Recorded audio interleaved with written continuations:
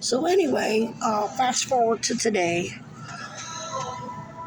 Um, with the no trespass eviction, which is clearly malicious prosecution along with the rest of it. That's what all of this boils down to.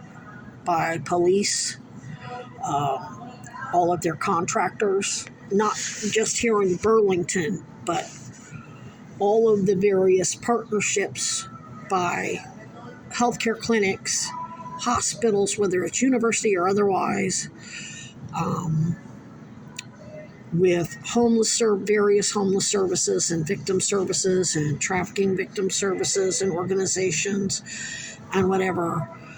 And that leads back to Chad Cronin, his father, a hospital board member father, and Virginia G. Piper, and herself as a hospital administrator who's clearly conflicted. She gets to investigate herself, and Chad Cronin gets to investigate himself, and Paul Dragon gets to investigate himself. What they're all involved in, whether it's Howard Center or Safe Harbor or UVM, and the police departments and the victim services and homeless services, as they all have to falsify their records and keep their story straight to maintain the Brady violations that is systematically filling up private prisons and running what I call lucrative final solutions, like with this untreated cancer, which they have made a fortune off of.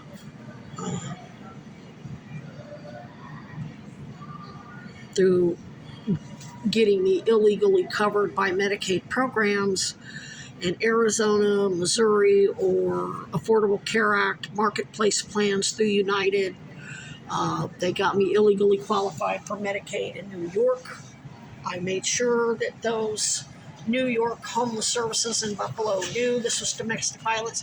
They even sent me up to the second floor to talk to their domestic violence person, who said, "Oh no, I'm taking you out of the shelter and I'm putting you in a hotel, and that's for the safety of everybody at the shelter, because then they're going to be turning them out as snitches, and then they'll get killed, so they can't testify against whoever approached them. So it's not like they can't say they didn't know." And then here you have the same situation where whether Chad's alive or dead, his father took over his law practice.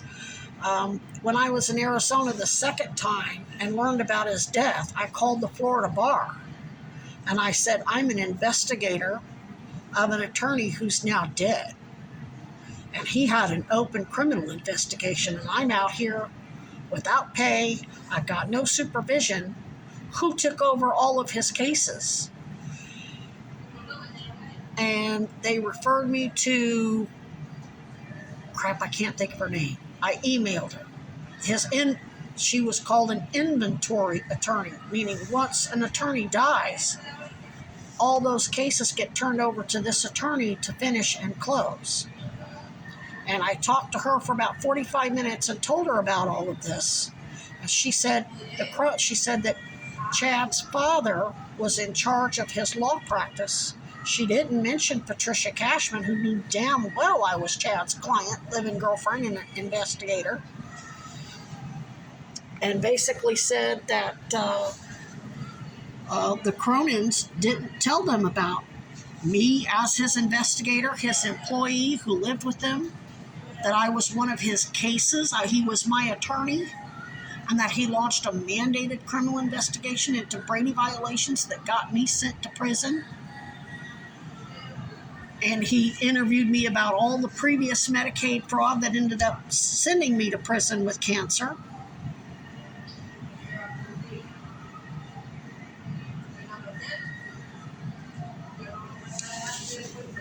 And then here we are with, I don't know whether these people work for Chad himself, whether he's dead, whether they just work for his parents and all of his clients at the DNC and Orlando PD and wherever.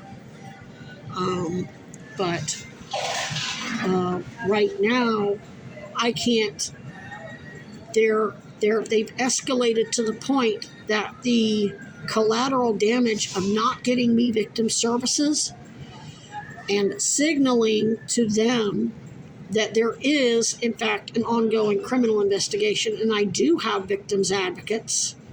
I know there's been undercovers out here all along that weren't name dropping and kept everything on the DL and whatever. But now we've got a signal, and of course that was for their safety in mind. But now we've got to go on the record because I can't operate without that camp.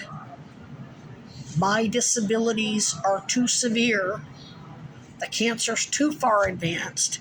It's too damned expensive to manage the pain. Do I look high to you? There's a difference between chemical dependency and actual active addiction. And I was never truly an addict. I was chemically dependent on 2 narcotics that the doctors lied and said they weren't narcotics. They were perfectly safe. One is Darvocet, that's now off the damn market because the pharmaceutical company lied about it.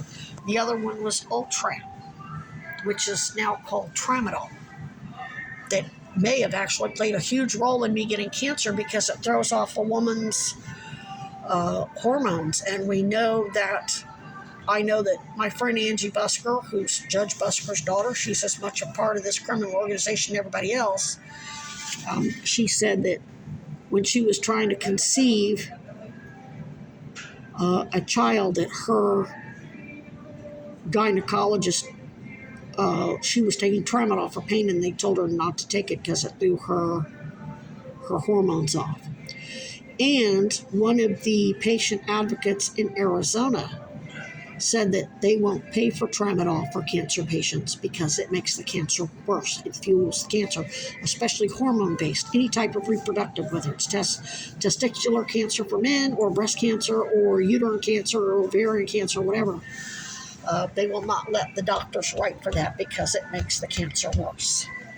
Now, me being autistic and having mitochondrial issues anyway, I'm sure that all that crap played a role. But I'm not in active addiction. I do have to take a lot of pain management. The cancer has accelerated through all of the lymph nodes, all the way down to both hands, behind both knees, both groins, and my mobility's limited. I cannot function like I did in Arizona or Missouri on the streets 24/7. I'm alive because I have that camp. And they know that. They know that I'm able to rest and stay off my feet and get myself out of renal failure and thus avoid congestive heart failure and cardiac arrest because of that camp, because I have a safe place where I can rest, get off my feet, and get my circulation going. And so when they're trying to take that camp away from me, that respite, that safe place to recharge and regroup, and with the autism and the overstimulation, that camp gives me a place to get out of all of that crap. With the savant syndrome, you have a powerful memory, and everybody thinks, oh wow, man, she can remember, oh, she's a ninja. Yeah. The crap I remember is traumatic, and remembering my little raccoons being tortured to death. No, I have to be out there with them to know that they're not going to be tortured to death with worms or any more goddamn bioweapon trapped and captured and shot up with any more bioweapons, and any of them that may still have carrying any of that. I want to make sure they're helped. I'm not abandoning Dolly or Sassers or any of my kids. I'm not doing it. And I need victim services to, number one, deal with this Emmett Wood piece of shit who's going to target my camp for a structure and no trespassing, but not the preschool. He's not going to prosecute Paul Dragon or any of the city contractors And the Department of Health veterinary who came out there, trapped raccoons, and shot them up with a goddamn bioweapon and injected it into God knows how many raccoons to increase the risk that I caught it. And released those infected animals in a frickin' preschool that has 2 structures on it, too. I doubt they pay rent to the city. What's more, though my work with those raccoons revealed that the veterinarian at the Department of Health and the Department of Health is definitely involved in not only big pharma crimes against humans, but the wildlife that can certainly affect humans too. So those raccoons are basically global heroes.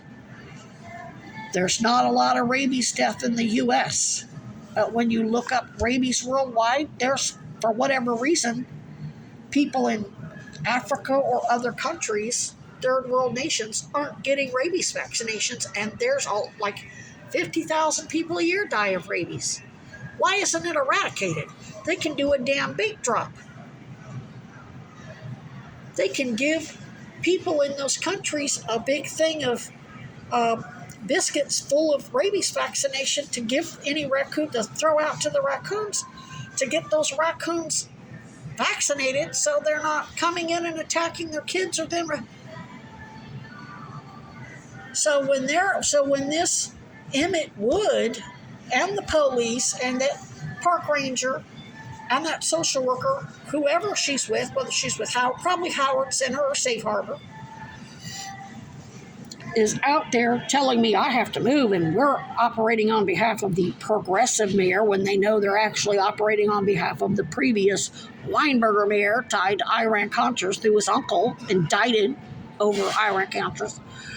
They're tampering with an ongoing criminal investigation, which should be definitely headed up by JAG and the Pentagon's virology bioweapons people, besides any other health officials that Governor Hochul or Zoran Mondani, or because this crap clearly got spread nationwide. I believe, I can't say that for a fact, but I believe, based on videos that I have shared, it sure looks like this spread just as quickly as COVID did. And just because there's no data through the hospitals, all the hospitals probably lied about what it was. Just like when I went in there with a collapsed lung from the cancer. Oh, you got COVID. They didn't even do a damn COVID test. Never mind, we now find out that 90% of the COVID tests are false. And they do that. They probably released this respiratory infection, highly communicable respiratory infection, so they could call it COVID and collect $30,000 under the CARES Act and then kill more people and bilk it for God knows how much, $20,000 a day, putting them in the ICU and unnecessarily ventilating. And then once they kill them, they call it COVID and collect another $300,000. So when they're out there trying to threaten to, they're no trespassing me, to evict me and threatening to throw my belongings off and not getting in, not making referrals to, they're not telling Sarah George what's really going on. They're not telling Mulvaney Stanek what's really going on. They're not telling Cousy or the State Patrol or the Vermont Attorney General or Tish James. That's still up in the air. I think all that crap between her and Trump with him targeting her as a political enemy was all horse crap. I mean, she sued him in all those courts, but what ultimately happened from it? Nothing. He doesn't even have to pay the fines. He ultimately got all that crap was theater to make it look like they weren't working together, because Trump and Cuomo are clearly connected. Cuomo's one of Trump's New York real estate. Trump's a former Democrat who helped Byron Brown get Hillary Clinton elected. And Cuomo apparently made some back alley deal with Tish James to endorse her so she could get elected as New York Attorney General. I don't know. Again, that's stuff you're going to have to look into. But anyway, I know that camp is a crime scene in more ways than one. I never should have had to open it. If a new place that's now run by CVOEO, or even a new place when they were still operating their emergency shelter under Turning Point, and then Champlain Inn and Safe Harbor and CVOEO and Steps and so on, and the police had made proper referrals, I never would have had to open that camp in the first place. But it turned out to be a blessing in disguise, because now you got them dead to rights on bioweapons. Unfortunately, it also created God knows how much collateral damage, the likes of which we may never know.